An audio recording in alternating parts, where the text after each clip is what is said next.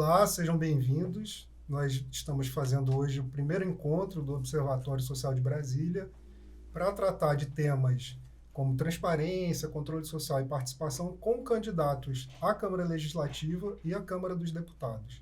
Nesse primeiro encontro, nós estamos recebendo o Aldemário Castro, que é candidato a deputado federal, e o Guilherme Carvalho, que é candidato a deputado distrital. O Aldemário tem uma longa carreira na advocacia pública e, recentemente, foi controlador-geral do Distrito Federal, então tem essa experiência, prática com esses temas pelo lado do governo. E o Guilherme tem uma atuação já grande, na questão da participação, da mobilização popular, e foi membro do Conselho de Transparência e Controle Social do DF.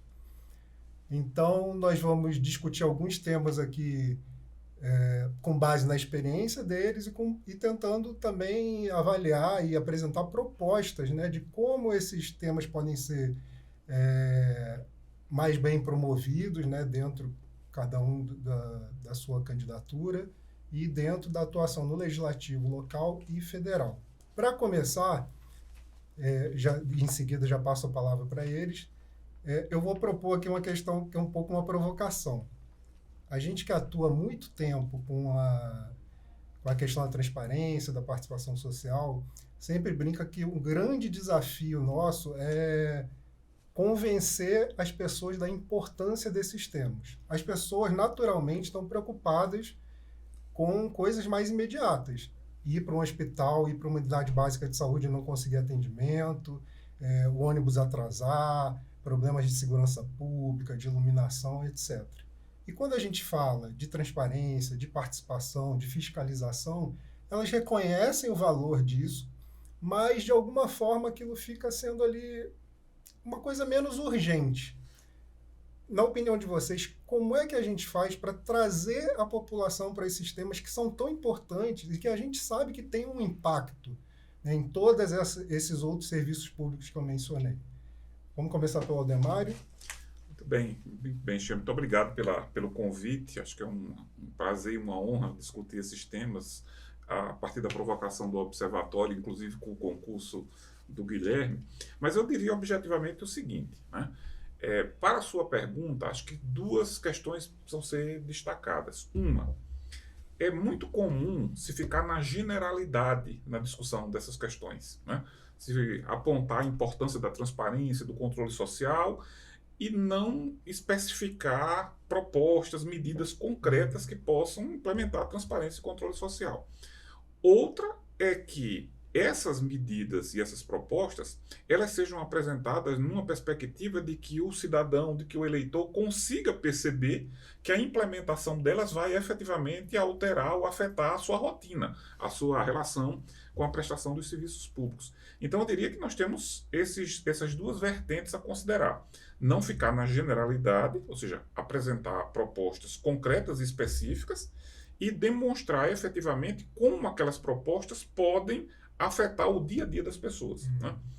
Me permito, na sequência, até cumprir esse desígnio aí de mencionar propostas concretas e como seria essa relação.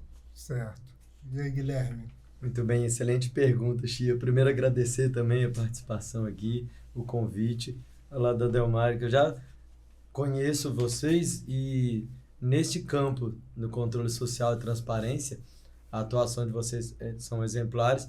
E eu percebo que, já te respondendo, Chia, as pessoas estão vivenciando cada vez mais uma crise de representatividade. Isso deixa as pessoas indignadas. Ao mesmo tempo, não há perspectiva de saída dessa crise, porque nosso sistema é representativo. Então, se a gente tem alguém que nos representa, como é que a gente vai migrar para um outro modelo, que aí eu já, na provocação, um outro modelo que a gente tenta viabilizar, onde a pessoa, em vez de ter um representante, a pessoa pode cada vez mais se apresentar, em vez de ser representado. Eu, na condição de candidato a distrital, vou representar um grupo de pessoas, os eleitores do DF. E aí, nesse campo, as pessoas precisam ter mecanismo para que elas participem de forma efetiva. Já tivemos várias participações de formas pontuais para alguns governos executivos que são os orçamentos participativos.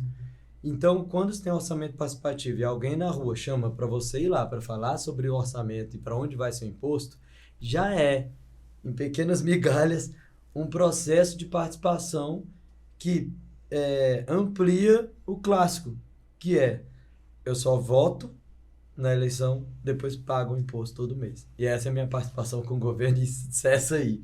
Então, como a gente vai ampliar para além de eu só pagar imposto e só reclamar enquanto estou votando e pagando imposto, com mais, não só conselhos, mas órgãos de participação efetiva e projetos de lei que façam as pessoas realmente ter como diretriz já da legalização do Distrito Federal ou do governo federal que permita o mecanismo para isso acontecer. Então, eu acho que as pessoas vão cada vez mais se integrando nessa perspectiva quanto mais mecanismos surgirem. Ótimo. Eu sempre comento que as áreas que costumam ter menos transparência, serem mais fechadas, né, ao cidadão que quer ali, por assim dizer, bisbilhotar, costumam ser aquelas que têm mais problemas. Então, eu cito aqui no DF o exemplo do transporte, por exemplo, ou a própria saúde, que tem registrado aí nos últimos anos muitos problemas, tanto na qualidade do serviço prestado à população, quanto na ocorrência de desvios, de suspeitas de fraude, de ilícitos. Então, eu queria que vocês sugerissem, apresentassem alguma ideia de como aumentar a transparência e aumentar esse envolvimento direto da população. Estou apresentando aqui 2 temas que me parece que são do interesse, né? Mas também vocês podem ficar à vontade para situar em qualquer outra área aí das políticas públicas. Bem, eu lhe diria o seguinte, na linha do que eu afirmei agora há pouco. Nós precisamos apresentar, a partir de um diagnóstico do que acontece na administração pública, no serviço público, propostas concretas, específicas, né? Eu tive o cuidado de, ao apresentar uma candidatura à Câmara Federal, formular algumas propostas no que me parece que são aquelas questões fundamentais, sem prejuízo de outras, que impactariam fortemente tanto a qualidade da prestação de serviços quanto a redução de malversações, corrupções, etc. Então, algo nessa linha, por exemplo, redução drástica do número de cargos comissionados.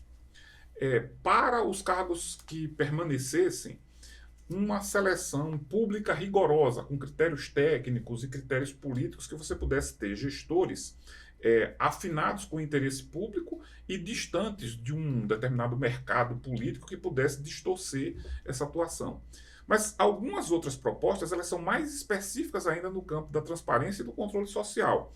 Menciono algumas, né? E eu já digo de antemão o seguinte, transparência para a administração pública, tanto em termos de eficiência quanto em termos de eliminar malversações, funciona mais ou menos como luz solar para vampiro.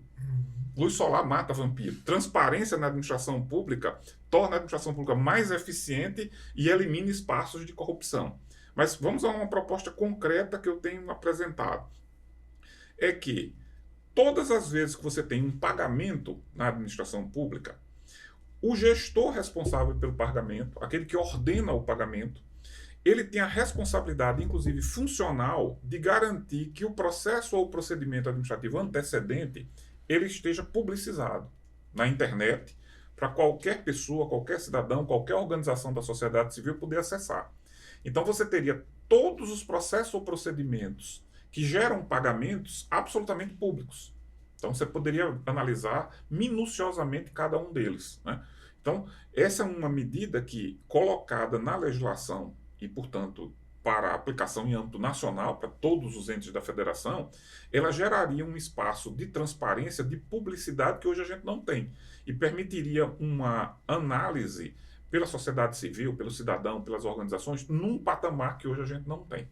Mas eu fico nessa proposta que eu explorei para depois tratar de algumas outras ainda nesse rumo. Vamos ter espaço para ouvir muitas boas ideias aqui.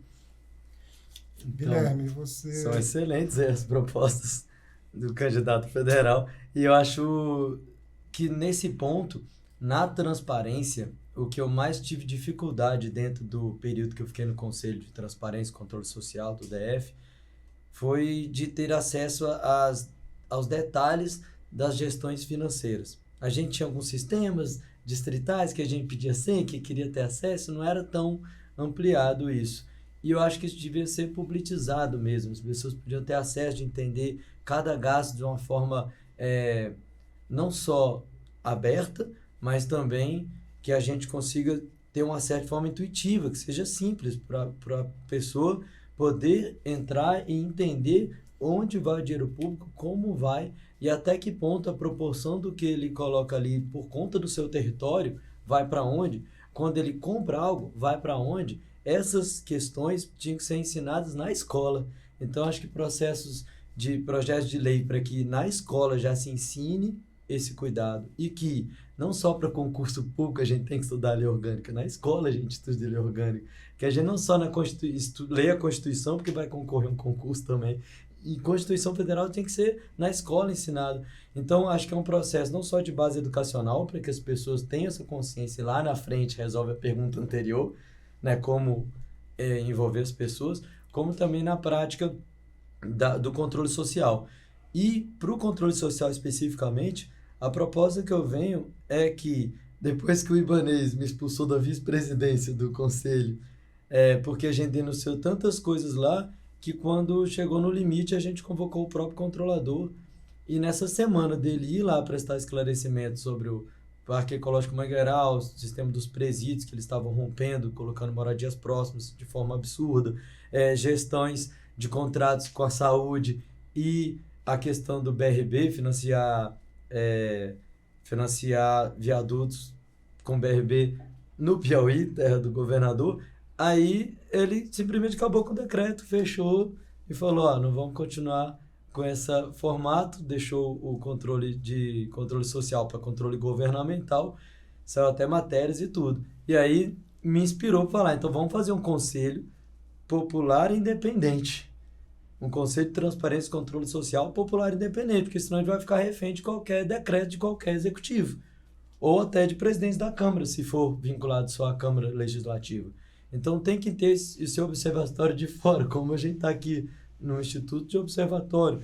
Então, nesse modelo, de forma bem breve, a proposta é que a gente faça um cadastro, que as pessoas cadastrem por CPF e em 3 âmbitos. Um âmbito biológico identitário, né, que muda.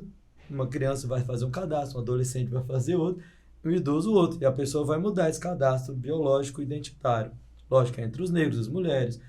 E aí, outro cadastro que seja, uma outra parte do cadastro que seja por território, onde mora e onde trabalha, e outra etapa do cadastro é por meio de área de conhecimento, né? Quem é professor, artista, como eu, empresário, quem é de outra área, aí por área. E isso vai dar o pertencimento de diálogo, tanto orçamentário quanto legislativo e executivo. Então, os 3 poderes perpassando por essas 3 camadas nesse conselho mais amplo. Essa é a proposta que eu faço e que tem que ser construída como um pacto federativo mesmo. Nos municípios, no Distrito Federal, no governo federal, estamos em diálogos com Câmara, Senado. O nome até para esse conselho, o que estou inspirando pela Constituição, chama emanar. Porque, como eu estava falando, essa crise de representatividade, a gente tem que emanar poder do povo, como constitucionalmente está dizendo. Só que se constitui, só está regulamentado a parte da eleição, pelo TSE e tudo. Não está regulamentado o ou não, que consta na Constituição. Então, como fazer um poder emanar do povo? Aí fica essa proposta aí. Legal. Eu queria aproveitar um ponto que você mencionou, né, da dificuldade de acessar informações de interesse público, que, na verdade, já deveriam até estar disponíveis, né? Não só quando uma organização social, ou às vezes até um órgão oficial solicita, essa informação deveria ser entregue, mas em muitos casos essa informação já deveria estar disponível. Queria aproveitar isso porque existe uma alegação comum no governo federal, nós temos visto isso, mas também aqui no distrital, de necessidade de sigilo de algumas informações, seja por questões de segurança, seja por questões estratégicas, por questões envolvendo empresas públicas, ou até mesmo a alegação de que envolveria dados pessoais. Infelizmente, né, uma lei muito interessante que foi aprovada recentemente, que é a Lei Geral de Proteção de Dados, né, tem sido usada para dificultar o acesso. Então, eu queria saber a opinião de vocês, vou inverter um pouquinho, começar pelo Guilherme agora. Qual é a opinião de vocês em relação ao recurso frequente a esse tipo de justificativa para negar o acesso da sociedade às informações públicas? Eu vejo que quando se nega a gestão de algo público, o disparate está justamente em os gestores entenderem que esse dinheiro não os pertence, que esta informação não os pertence, essa informação é pública e hora nenhuma tem que ficar privada.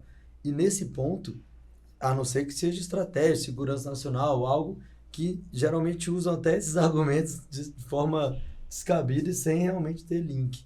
Então, esse entendimento, nós que trabalhamos nessa área sabemos, mas a Polícia Federal, os órgãos de fiscalização, eles precisam de legislações que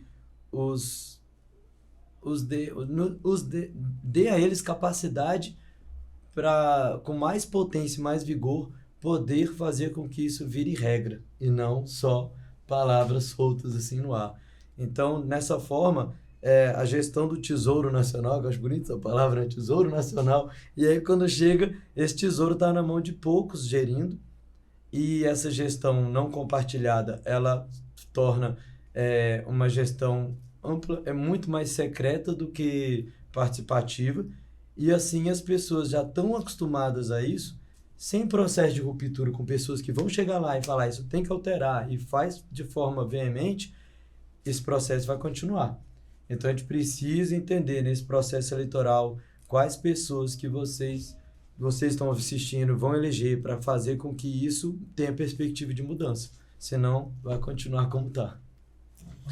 Muito bem, Xê. Eu acho que você levantou uma questão que realmente é crucial. Eu já tive a oportunidade de escrever alguns textos sobre esse tema e apontando justamente isso, né? Um movimento muito recente de atribuir a uma série de informações que são de natureza pública uma caracterização indevida de que está relacionada com a intimidade, vida privada, mas que é uma tentativa tão somente de ocultar informações efetivamente públicas. Eu vou levantar para você um exemplo de uma experiência administrativa minha na Controladoria Geral do Distrito Federal.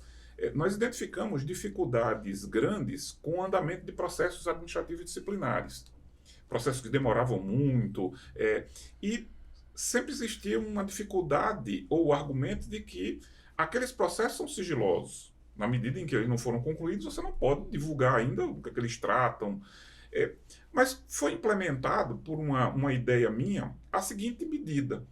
Vamos publicizar os processos pelos números e pela condição de andamento. Ou seja, repare que, se você é criativo, você encontra soluções de publicidade resguardando a privacidade e a intimidade. Não se coloca o nome de ninguém, não se identificam pessoas, mas você apresenta a situação gerencial. Olha, tantos processos estão em andamento, eles estão nessa fase, há quanto tempo. Então, você consegue visualizar a ação administrativa, você consegue visualizar a eficiência dessa ação administrativa, você consegue identificar se há processos parados há muito tempo ou não, sem expor pessoas, né?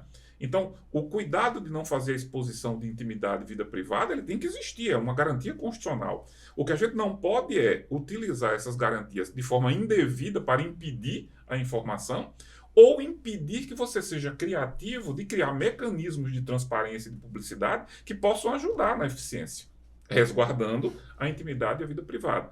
Então, eu volto a dizer, né? Transparência, publicidade na administração pública, eles funcionam como poderosos instrumentos de eficiência e de afastamento de malversação, né? Transparência na administração pública é como luz para vampiro. Mata aquilo que não presta, né? Mata a corrupção e mata a ineficiência. Só um complemento que é óbvio para a gente, mas para os gestores há essa confusão de que o dinheiro público ele vai gerir conosco, com a nossa observação. e o salário dele faz o que ele quiser da vida dele, que aí sim é privado, e aí ele toma conta, não nos compete. Agora, há essa separação clássica, óbvia e contundente que nos segue, né? Queria aproveitar para falar um pouquinho do papel do servidor, né? Essa é uma realidade aqui muito presente aqui na capital do país, né? Por razões óbvias. E eu, às vezes, faço comentários sobre questão de transparência, eu sempre tenho esse cuidado. A gente faz críticas, mas não é uma crítica ao servidor como categoria, ao servidor, né? Como indivíduo que está ali, como regra, imagino, para fazer um bom trabalho. Mas há determinadas práticas que às vezes são né, por causa de ordens superiores, outras é porque até se criou uma cultura organizacional naquele sentido. Então é importante a gente distinguir isso, mas também é importante a gente reconhecer que muitas vezes o servidor adota determinadas práticas que dificultam a transparência, dificultam a participação do cidadão individualmente ou em grupo. Como é que a gente pode lidar, né, com a questão do servidor, ao mesmo tempo valorizando o papel dele, talvez incentivando a questão da criatividade, né, para atender todos os interesses que entram em jogo, mas, ao mesmo tempo, cobrar dele que obedeça esse regramento todo que tem como regra, né, a publicidade, tem como regra a abertura, a participação da sociedade, etc. Como é que a gente concilia essas duas coisas, valorizando o papel do servidor, em vez de desvalorizar o servidor? Muito bem. Começo. Eu aproveito a sua pergunta e respondo, inclusive incluindo duas propostas concretas na linha que eu falei, né, que a gente precisa ter ideias e apresentar proposições concretas, não ficar só numa generalidade, que pode justamente ir na linha do que você colocou como pergunta. Uma das propostas que eu apresento para a inclusão na legislação e na prática administrativa é que a gente construa conselhos de controle social perante cada órgão que preste serviço público. Hospital, a escola. Então, se você tiver pessoas, cidadãos daquela comunidade que acompanham a prestação de serviço de um hospital, a prestação do serviço de uma escola, ele terá condições, na linha do que tem se estudado e debatido, que é o exercício do poder local, de identificar efetivamente os problemas que estão acontecendo, identificar qual é a natureza dos problemas, se é deficiência de pessoal, de treinamento, de orçamento, porque a proximidade permite um acompanhamento num nível de eficiência muito grande. Aliado a isso, uma medida de transparência extremamente importante que tem uma relação com a gestão. Nós temos um profundo problema de gestão, de deficiência da função administrativa no Brasil. E aí, essa deficiência normalmente é atribuída a um defeito do servidor isoladamente considerado, né? Então, uma das proposições que eu faço é que seja obrigatório para cada órgão público que preste serviço à comunidade que ele disponibilize nos portais da transparência o seu planejamento de ação com as metas estabelecidas, os responsáveis por ela, para que o cidadão, esse conselho de controle social, ele possa acompanhar aquilo e verificar quem são os responsáveis, quais são as metas e quais são os meios para chegar àqueles resultados.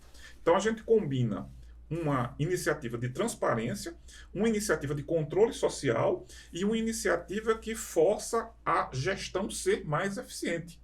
Inclusive com um ponto que me parece absolutamente crucial. E a minha experiência de gestor em vários níveis, inclusive aqui no GDF, mostrou isso.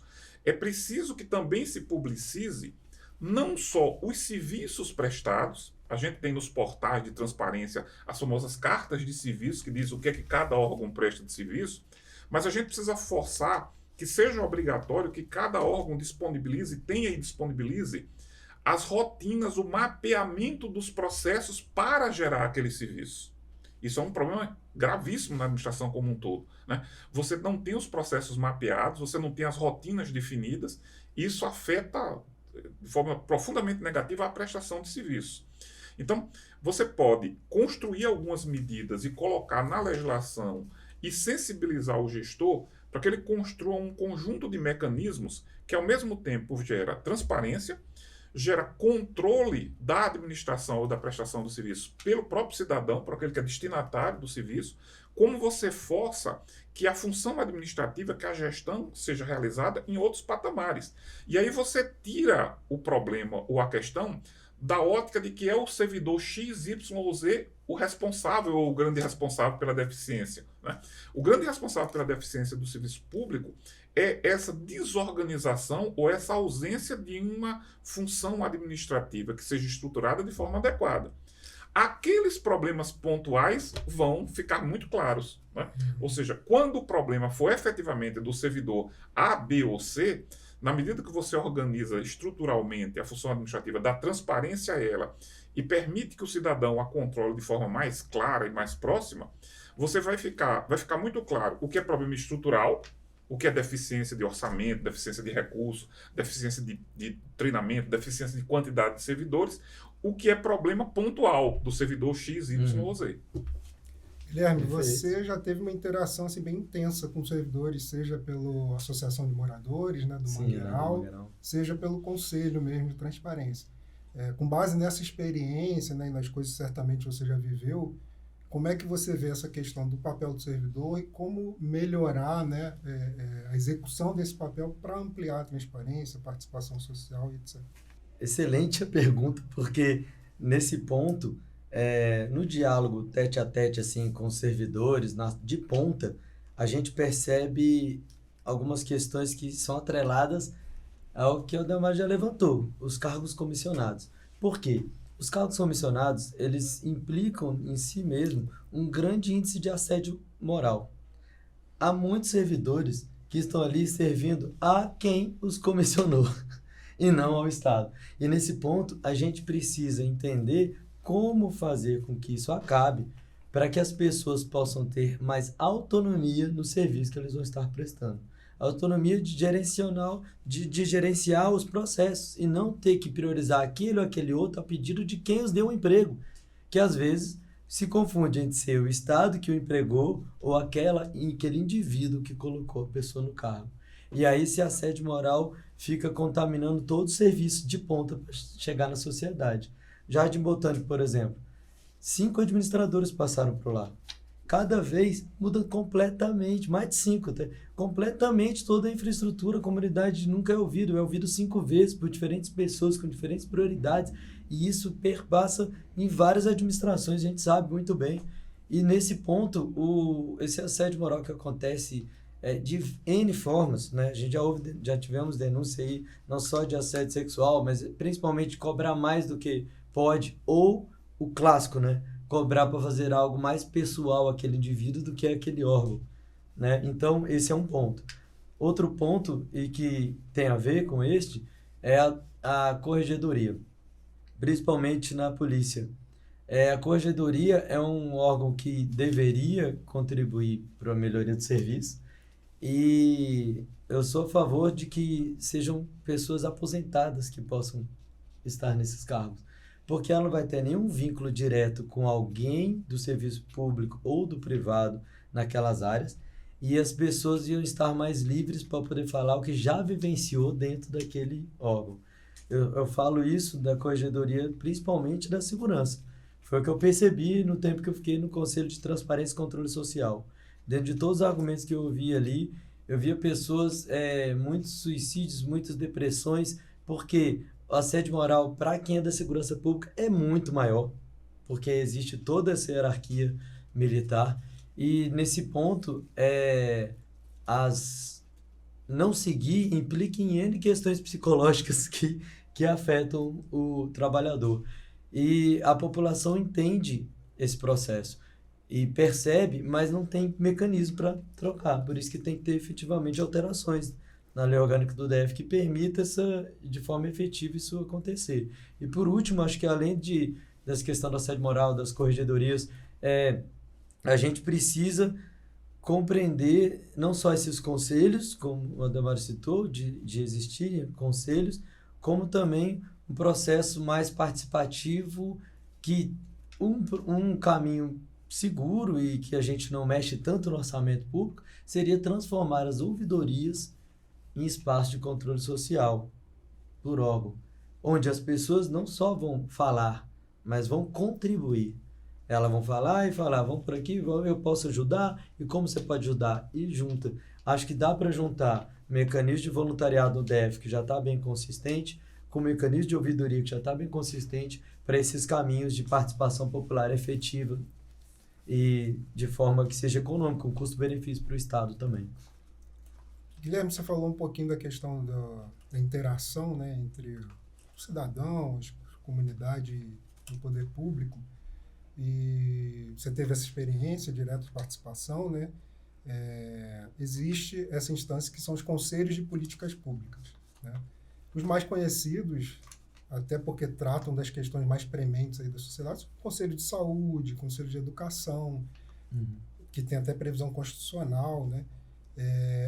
E nem sempre esses espaços são ocupados, nem sempre esses espaços têm a confiança da população como um espaço que pode ser utilizado para levar uma demanda, para levar uma crítica, para participar da elaboração de algum projeto, ou até mesmo de programas de planejamentos mais amplos, mais longos.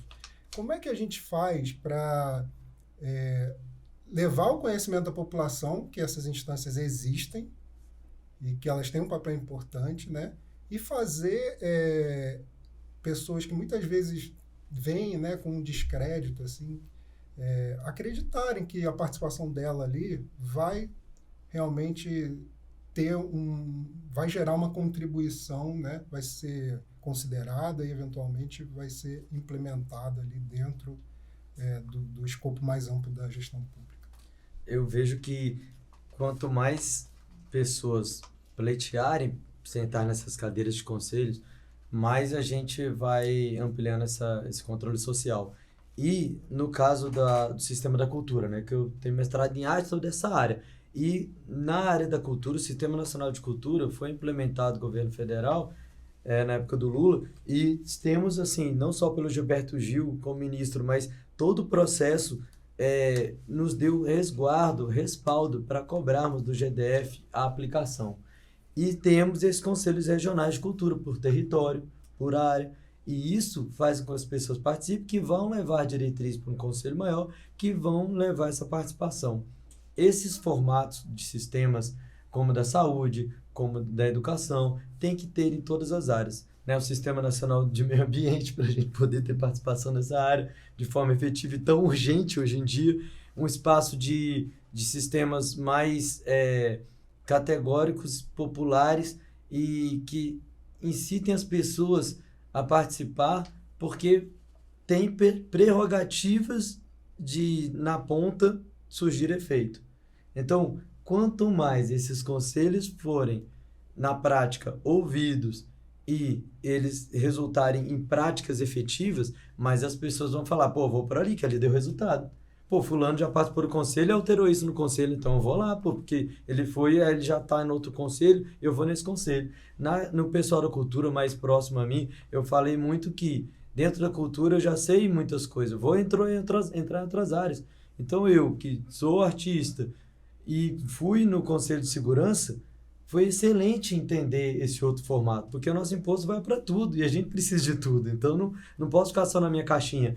E lá, todo esse conhecimento de entender e defender questões do bairro lá do Mangueiral ou de outras das regiões ali, Jardim Botânico, regiões onde eu já passei, eu trabalhei, e também regiões e áreas da cultura, como por exemplo Carnaval, que tem tudo a ver com a segurança também, e outras áreas, como do sistema prisional. A gente conseguiu um relatório lá junto com o diretor da Penitenciária Federal, apresentamos, e o secretário na época foi contra o relatório passar, mas o conselho passou o relatório, virou no seio um processo, porque a gente conseguiu entrar com essa área tão importante dentro do conselho. No Conselho de Transparência e Controle Social, que a gente pôde chamar secretários, eu usei essa prerrogativa o tempo todo, porque nessa última vez eu já entrei como vice-presidente e aí eu consegui colocar, depois de ser eleito, colocar em pauta de 2 meses chamava alguém. Começou o secretário de saúde e não estava transmitindo ao vivo no YouTube. Eu falei, não, vamos transmitir, voltar a transmitir, não tem quem fica no chat, eu fico. E aí, vamos nessa. E aí a gente conseguiu transparecer um diálogo com a população por meio de chat do YouTube, direta, ao vivo, e as pessoas estavam participando. Já é uma forma de ampliar os conselhos. Então, transmitir ao vivo no YouTube, colocar aberto o chat, colocar as pessoas para dialogar em tempo real, diretamente com a população, eu acho que isso faz a popularidade desses conselhos aumentar cada vez mais, porque as pessoas se sentem perguntando direto para o conselheiro, e não ouvindo entrevista só nos jornais, ou ele longe, ou ver ele no evento lá longe. É melhor que a gente tenha essa participação por meio tecnológico também. É interessante que algumas questões bem simples, né? Como essa de aproveitar os recursos de interatividade, né? Exato. Demário, você teve uma experiência recente, né, no executivo aqui no DF, então também trazendo essa visão, digamos assim, de dentro, como é que você vê os conselhos de política pública aqui do DF, né, e como é que eles podem ser mais bem aproveitados? Muito bem. Deixa eu fazer uma consideração um pouquinho mais ampla e chegar nesse ponto, né? Eu fui professor de Direito Constitucional durante 17 anos na Universidade Católica de Brasília. E quando a gente lê a Constituição, está escrito lá, logo no início, né? É objetivo da República Federativa do Brasil a construção de uma sociedade livre, justa e solidária. Depois ela acrescenta, sem preconceitos, sem discriminações, buscando o bem comum, fundado no pluralismo, na cidadania. E a pergunta é, como se constrói essa sociedade livre, justa e solidária? Eu acrescentaria sustentável, etc. E o único caminho, a meu ver, é na linha do que você colocou, que eu resumiria chamando de cidadania ativa. Esse país não será transformado, a gente não vai melhorar o Brasil com salvadores da pátria, ungidos pelos deuses, alguém que apareça por obra e graça do Espírito Santo para resolver os problemas. Me parece que o princípio ativo da solução dos nossos problemas está na organização, conscientização e mobilização do povo brasileiro. Os maiores interessados num país melhor é que precisam se organizar, se mobilizar, se conscientizar e construir esse país. Um dos instrumentos por excelência são os conselhos. E aí eu chamo a atenção em relação a algo que eu mencionei antes, que a gente tem conselhos em vários níveis. Nós temos conselhos nacionais, conselhos estaduais ou distritais, mas eu vou mais longe, como eu tinha dito, né? Nós precisamos de conselhos locais, conselhos por órgãos que prestem serviços públicos, conselho por escola, conselho por hospital, que possam estar diretamente ligados à prestação de serviços, aquela que se dá lá na ponta, diretamente para o cidadão, e aí nós vamos ter, muito provavelmente, uma revolução dentro da administração pública. Porque nós teremos cidadãos, pessoas que conseguem acompanhar e controlar a prestação de cada serviço público que lhe atinge diretamente. E aí nós temos um efeito sobre esses conselhos nacionais, estaduais, distritais. Na medida que a gente tenha conselhos locais, esses conselhos vão interagir e pressionar os conselhos nacionais, distritais ou estaduais. Então, são instrumentos que vão dar vitalidade, que vão dar vida a esses conselhos. Porque um conselho distrital, um conselho estadual, um conselho nacional, ele pode ficar muito longe dos problemas concretos, específicos, né? Então, na medida que a gente organize conselhos de controle social locais, em cada órgão, em cada espaço da administração pública que presta diretamente serviço ao cidadão, nós temos uma outra perspectiva, a perspectiva de ver e controlar cada prestação de serviço específica e também pressionar, dinamizar, vitalizar esses conselhos que são conselhos de política, ou seja, que olham para a administração pública de uma forma mais ampla. Então você consegue aí um diálogo, uma interação mais efetiva, mais interessante, mais eficiente. Na linha do que eu coloquei. Qual é o princípio ativo? O que está por trás? Organização, mobilização e conscientização. De quem? Do eleitor, do cidadão. Esse é que efetivamente vai fazer a diferença, esse é que vai transformar o país. Não adianta ficar esperando pelo salvador da pátria, aquele que vai vir num cavalo alado e resolver todos os problemas. Isso é uma ilusão, né? Se o cidadão brasileiro, se o eleitor, se cada um de nós não se organizar, não se mobilizar, não se conscientizar, não fizer as escolhas corretas, não acompanhar a prestação de serviços públicos, não fiscalizar, não atuar, nós vamos ficar com nossos problemas aí ciclicamente se repetindo. Certo. Vamos trazer então agora uma questão um pouco mais polêmica, né? A gente tem visto já há algum tempo muitos questionamentos relacionados às emendas parlamentares ao orçamento. para quem não sabe, são recursos que existem tanto no âmbito federal quanto no âmbito distrital, que ficam, por assim dizer, à disposição do parlamentar, que, em vez do executivo, decide a alocação daqueles recursos. Claro que ele tem que seguir algumas regras, né, de formato, né, de atender algumas exigências, mas, de uma maneira geral, é o parlamentar que decide para onde aquele recurso público vai ser destinado. No âmbito federal, a gente teve aí, está tendo ainda, na verdade, a questão do orçamento secreto, né, que é um montante volumoso de recursos que a gente não tem como saber quem destinou aqueles recursos, qual foi o parlamentar, né? E no âmbito distrital, nós tivemos um caso bastante rumoroso no fim do ano passado, que foi a questão do Brasília Iluminada, que foi se eu não me engano, 16 milhões de reais em recursos de emendas que foram destinados assim, do dia para a noite para viabilizar a questão da iluminação ali perto da Torre de TV e na Esplanada. Então, eu queria saber a opinião de vocês sobre o instrumento em si, se vocês acham que é um instrumento válido, importante para o trabalho do parlamentar, e sobre a questão da transparência, né, e do controle sobre esse recurso, que é um recurso bastante considerável e é dinheiro público, né, dinheiro de todos nós. Vamos começar pelo Ademar. Muito bem, Chia, você também levanta um ponto crucial. Eu tenho dito e escrito, né, em várias oportunidades, o seguinte: nós temos no Brasil uma corrupção sistêmica.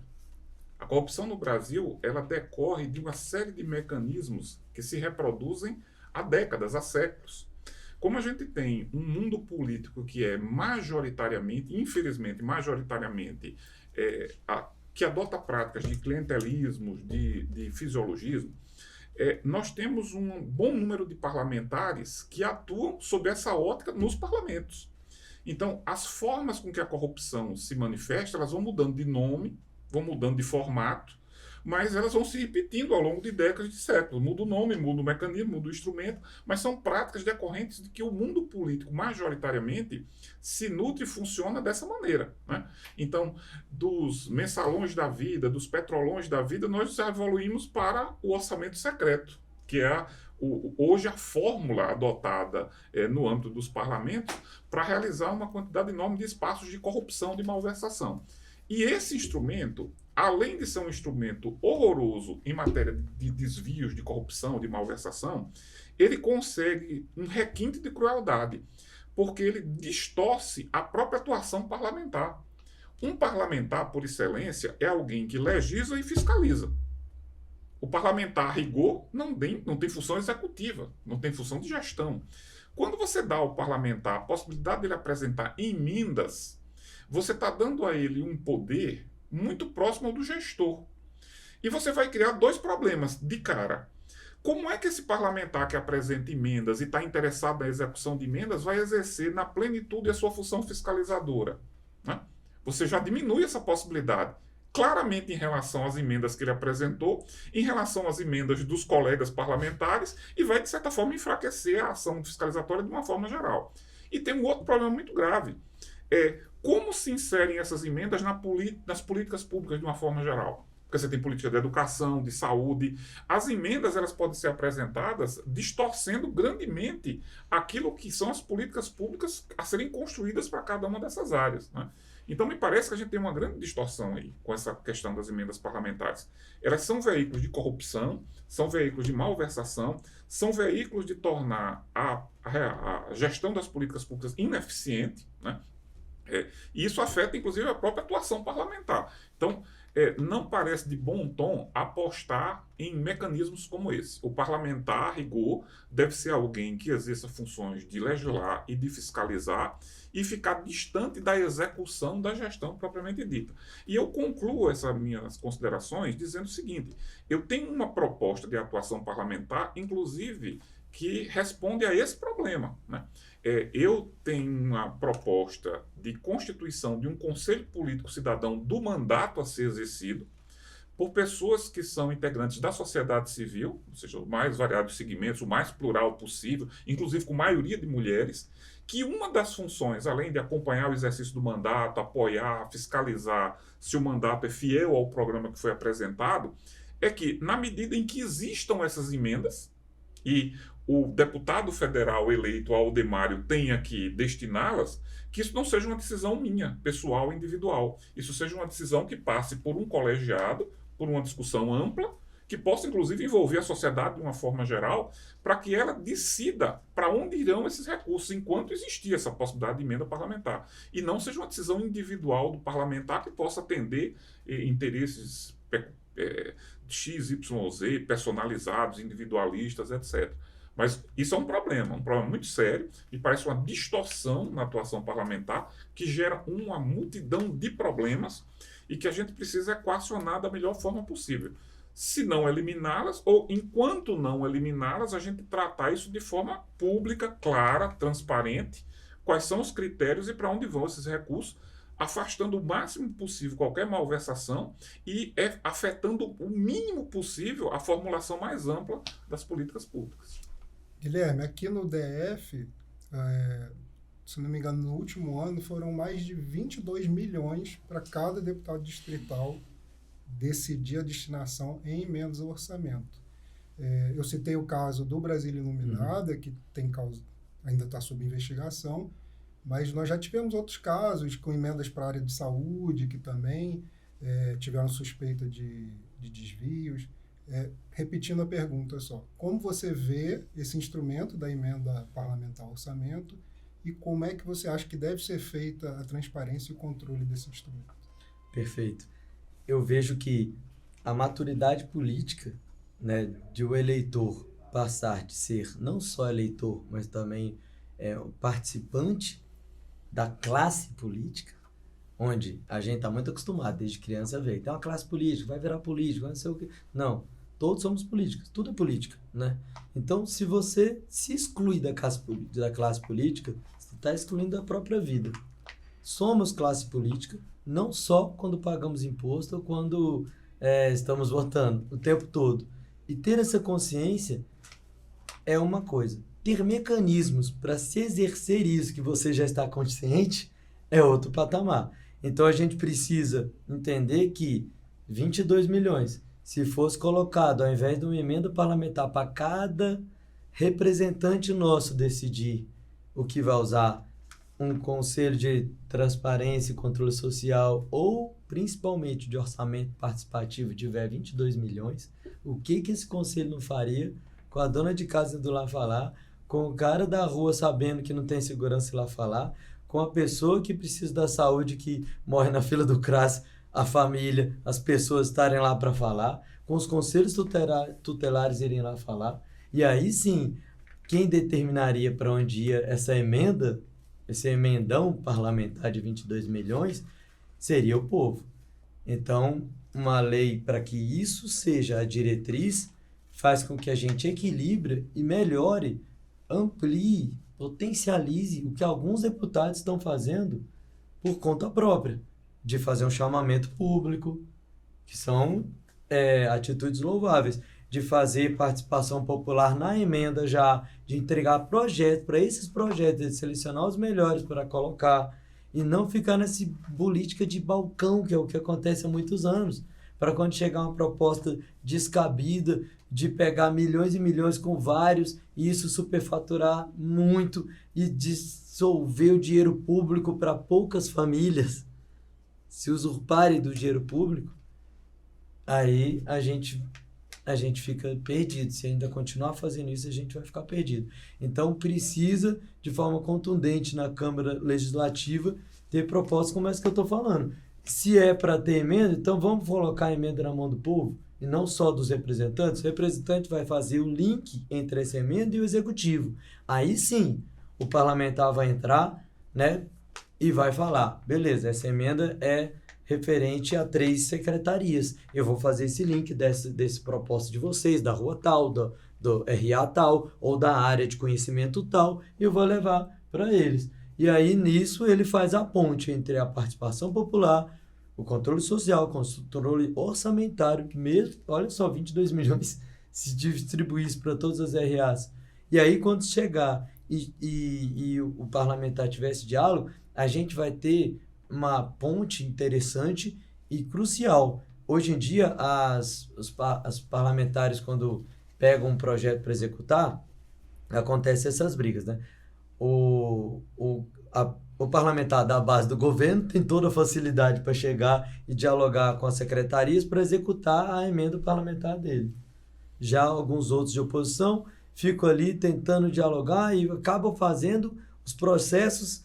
Tem projetos excelentes, mas acabam tocando só os projetos de quem tem umas secretarias que ele tem diálogo, para tentar executar e pôr na prática e usar aquele dinheiro dentro daquele ano, com toda a burocracia que uma emenda parlamentar exige e que você acaba tendo que fazer esse jogo de diálogo, de mais troca-troca ilegal e cheio de assédios morais para que aconteça uma mínima viabilidade daquele projeto. Que quando você vai ver o projeto de algum grupo, movimento, em cima de uma viabilidade boa para o orçamento público, quando ele apresenta para um parlamentar, é um projeto. Quando vai para o executivo para executar, muda completamente os objetivos daquele elemento, daquele projeto que vai querer aquele elemento parlamentar. Então, até da ponta até a hora da execução, perpassa por um monte de ilegalidades ou assédios morais ou assédios de trocas de objetivo do projeto, de ampliar o projeto. Eu vou patrocinar, mas só se colocar na RA onde eu tenho mais votos. É isso que acontece o tempo todo. Então, os emendas parlamentares viraram uma prévia de fundo eleitoral. Infelizmente. Muito bem. O Aldemário falou sobre a questão das atribuições típicas, né, do parlamentar. Legislar, óbvio, e uma atribuição que costuma ser esquecida, né, que é o fiscalizar, e especialmente fiscalizar o executivo. De que maneiras, né, o parlamentar pode exercer melhor isso e como fazer para o eleitor valorizar esse papel, né? Porque o eleitor está sempre muito preocupado, até de maneira natural, com o resultado ali, né, da qualidade da educação, da saúde, do transporte, e muitas vezes ele não atenta para a importância desse papel fiscalizatório. Eu queria saber de vocês, assim, o que vocês pensam desse papel, como um papel típico do parlamentar, e como fazer para exercer melhor e para o eleitor valorizar essa função. Muito bem. Papel fiscalizatório do parlamentar, né? Como eu disse agora há pouco, o parlamentar classicamente tem duas atribuições, legislar e fiscalizar. E eu aproveito para responder esse seu questionamento, essa sua provocação, com a observação feita pelo Guilherme, né? Nós temos hoje uma profunda crise na democracia representativa, né? A famosa distância entre o eleitor e o eleito. E são várias as tentativas de equacionar isso, né? Nós estamos, inclusive, testando fórmulas, né? Os mandatos coletivos são uma tentativa de resolver, de alguma maneira, essa distância. Eu coloquei agora há pouco uma proposta, uma fórmula, que é a constituição de um conselho político cidadão, que possa ser constituído por eleitores que acompanhem, fiscalizem e até decida determinadas matérias no âmbito do exercício de um mandato parlamentar. Então, fundamentalmente, nós estamos testando fórmulas, nós estamos testando mecanismos que possam resolver ou minorar esse problema da crise da democracia representativa. Lembrei agora, por exemplo, da revogação de mandatos, é outro instrumento que tem sido discutido, né? Que o mandato possa ser revogado no curso, na medida em que os eleitores identifiquem que o mandato não segue aquele programa que foi estabelecido. Mas eu volto ao problema original. O nosso problema de fundo é conscientização, mobilização e organização popular. Na medida que a gente tenha a cidadania ativa em alto nível, nós teremos participação dos eleitores além do voto, como disse o Guilherme.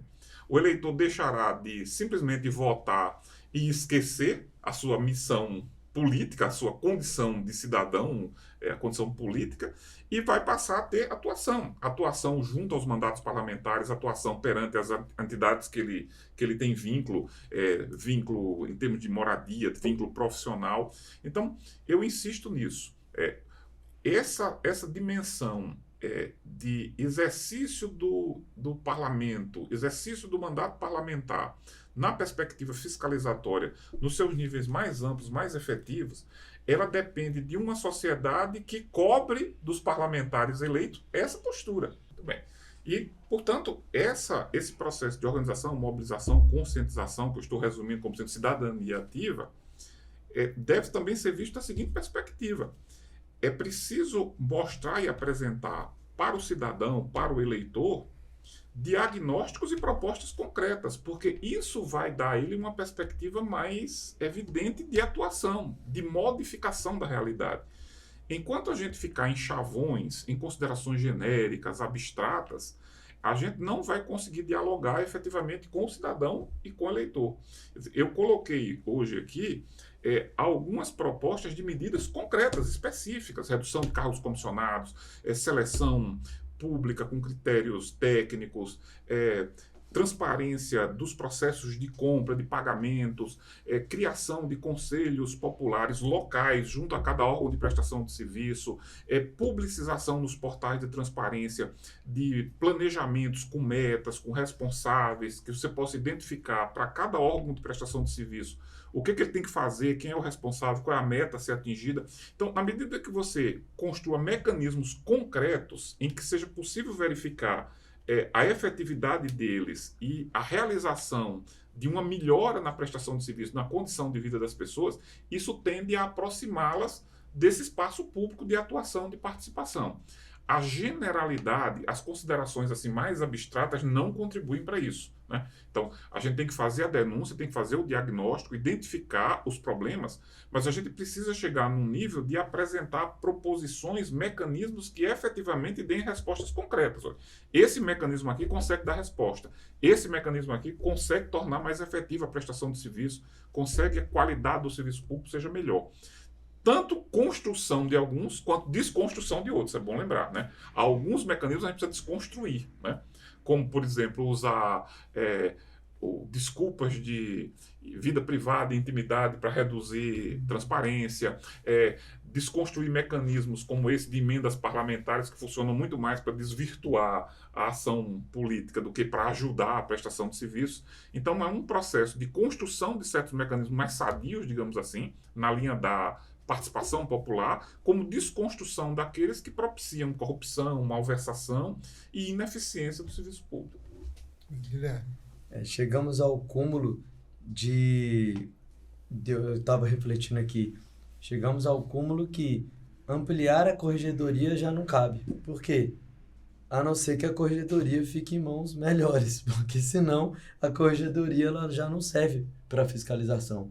Então, primeiro, a popularização da corregedoria seria um modo da gente chegar a ter conselhos que, para a corregedoria, faria a cada órgão uma classificação melhor do uso do dinheiro público, uma direção melhor e, principalmente, entender qualquer mecanismo de corrupção que vão surgindo, né?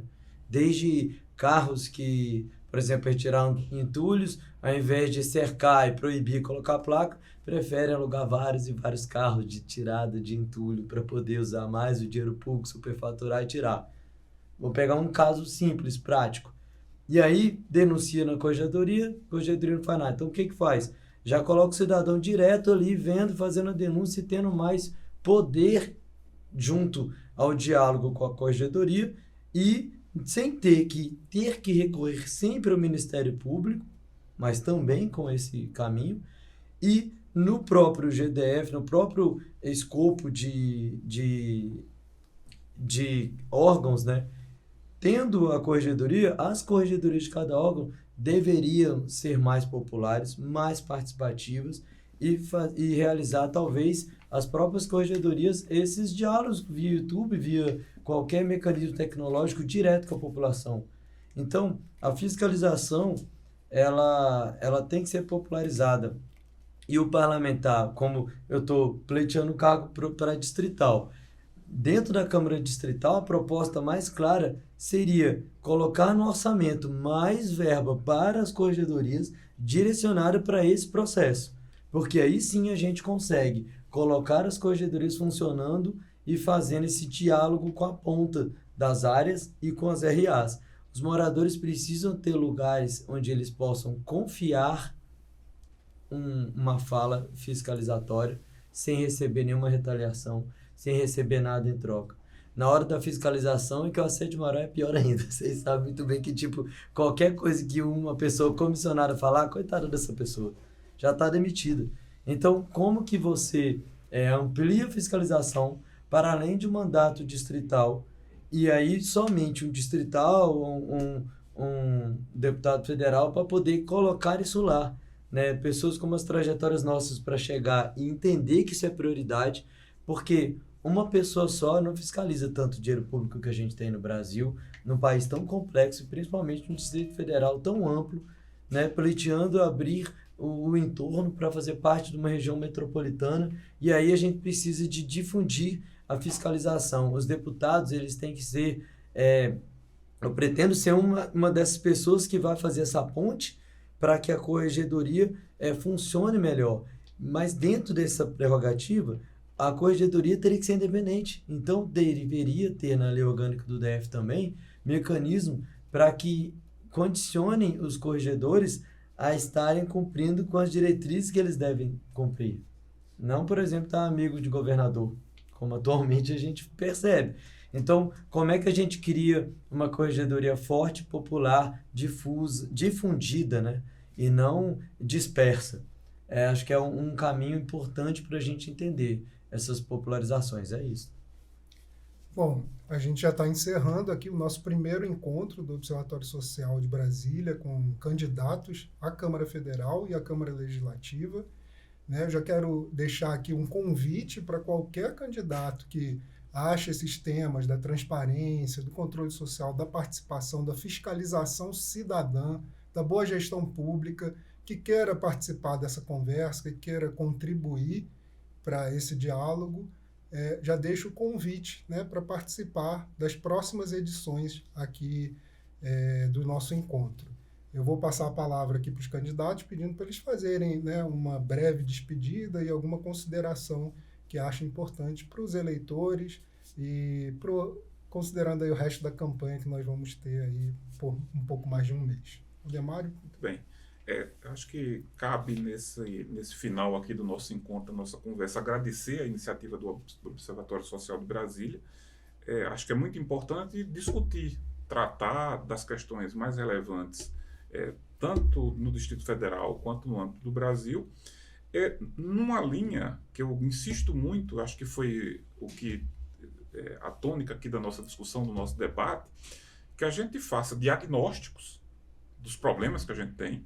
A partir desse diagnóstico, a gente encontre os mecanismos, as vias de solução desses problemas, e essas vias de solução se materializam em propostas concretas, ou seja, de construção de certos mecanismos institucionais e até de desconstrução de outros, né?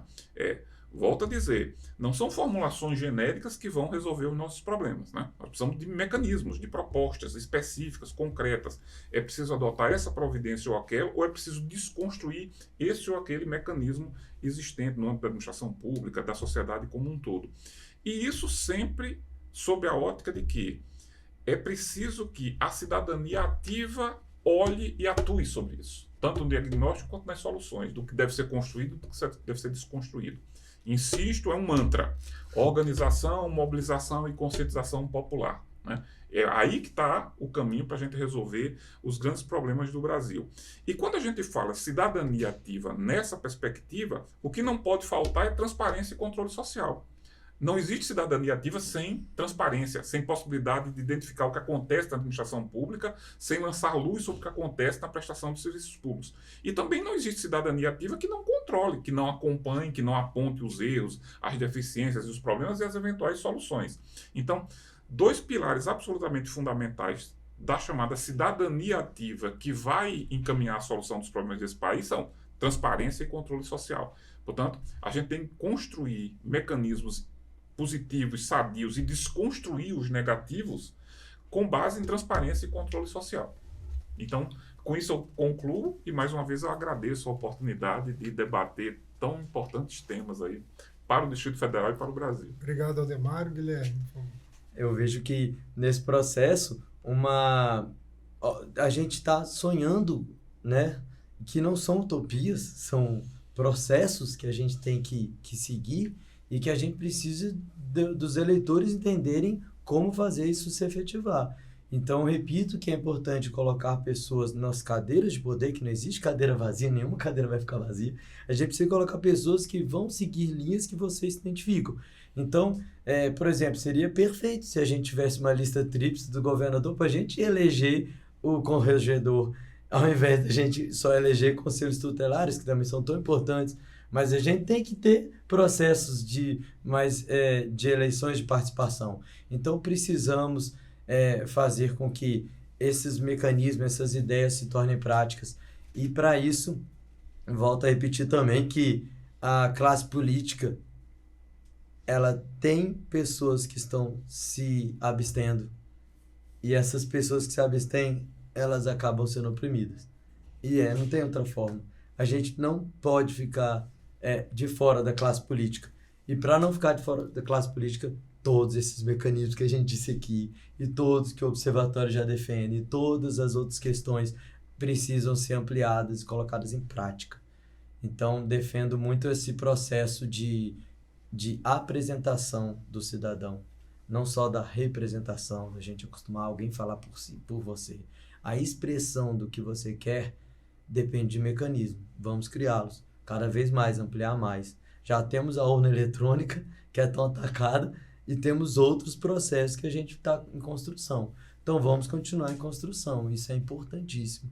Agradeço muito, muito mesmo, de coração, esse diálogo, esse encontro tão importante, porque são pessoas experientes que estão conversando a respeito, tentando conscientizar mais pessoas e que a gente consiga explicar, reverberar, compartilhar esses vídeos, esses diálogos, ir atrás de mais coisas a respeito do controle social na internet, popularizar esse termo e essa prática. É isso. Obrigado, Chia. Obrigado, Ademar. Muito bem, eu agradeço em nome do Observatório a presença do Aldemar, a presença do Guilherme. Agradeço a todo mundo que conferiu essa conversa aqui, que acredito que vai contribuir bastante aí nesse processo eleitoral, para cada um formar a sua opinião. Repito, que fica aberto o convite para outros candidatos de qualquer partido, de qualquer inclinação ideológica que considere esses temas importantes, que venham aqui conosco também participar desse diálogo e dessa construção. Até a próxima.